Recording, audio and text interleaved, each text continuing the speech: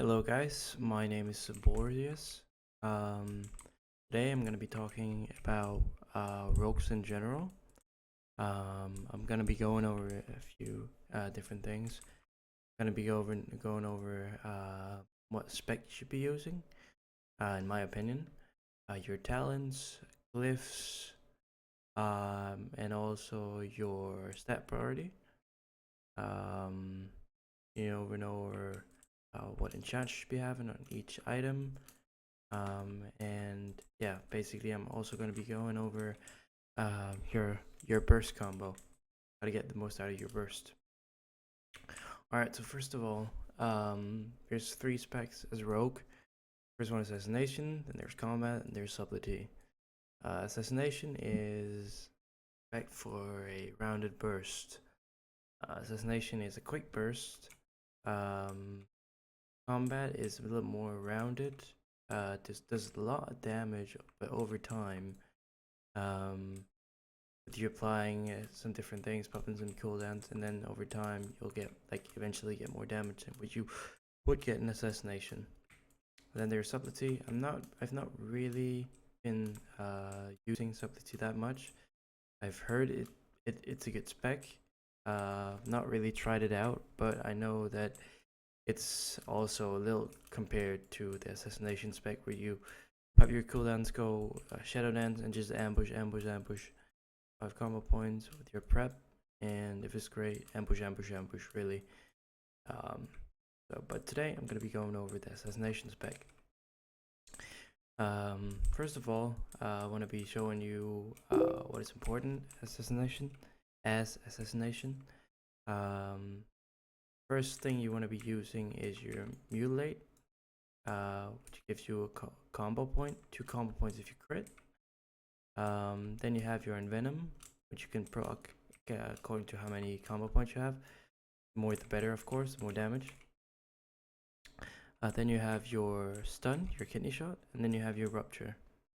What I like to do when I'm playing rogue, when I'm opening, is I like to stealth.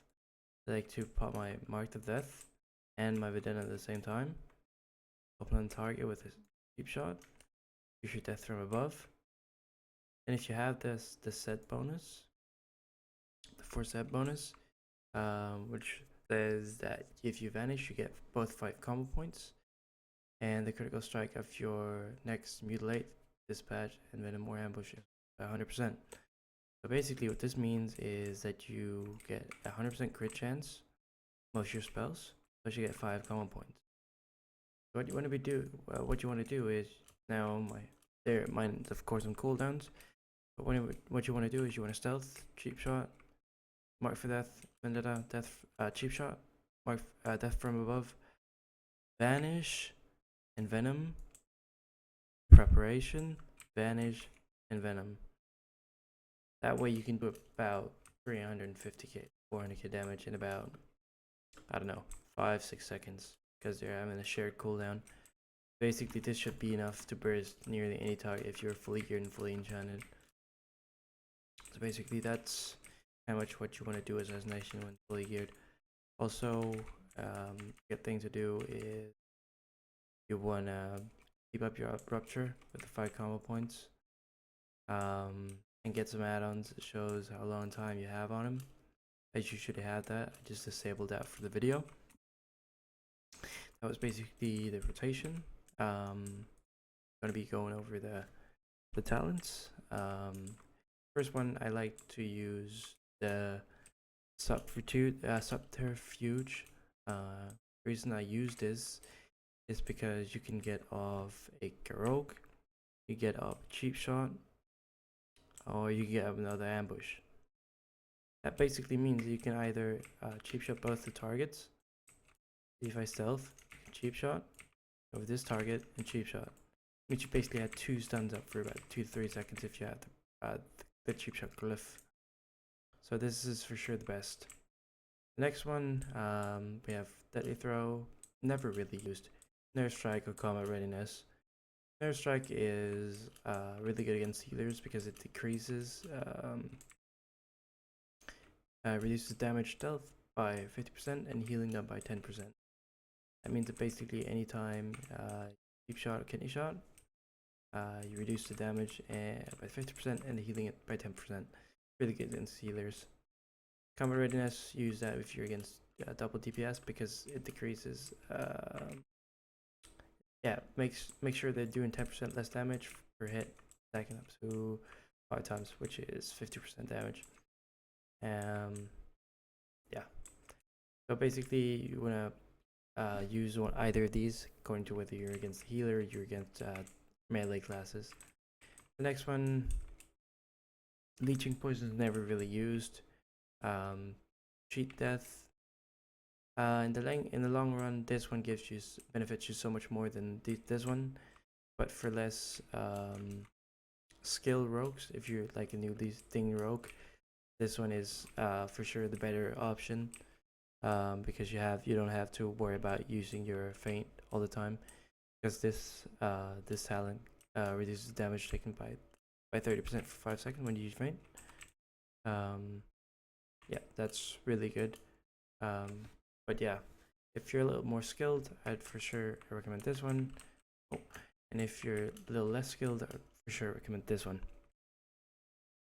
Here we have the burst of speed or the shadow step.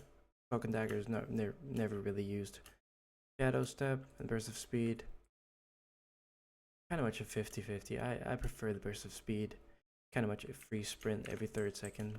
And you can see when the duration's over, I can use it again. Basically, it's a constant sprint. It is very energy efficient though. But yeah, really good at for hunting down targets if they're running away from you.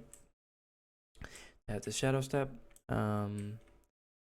Really good if you want to switch targets quickly for quick blind or quick rogue.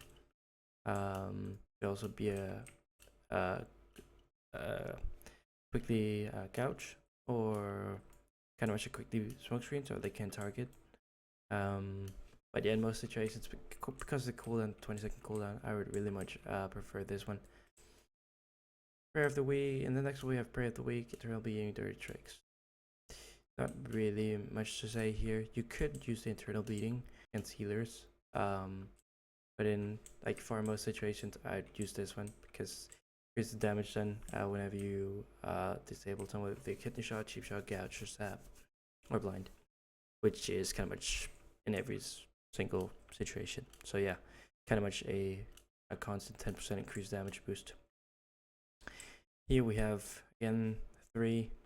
I don't really think there's much like competition here. The Mark of Death is the way better choice in 99 out of 100 situations.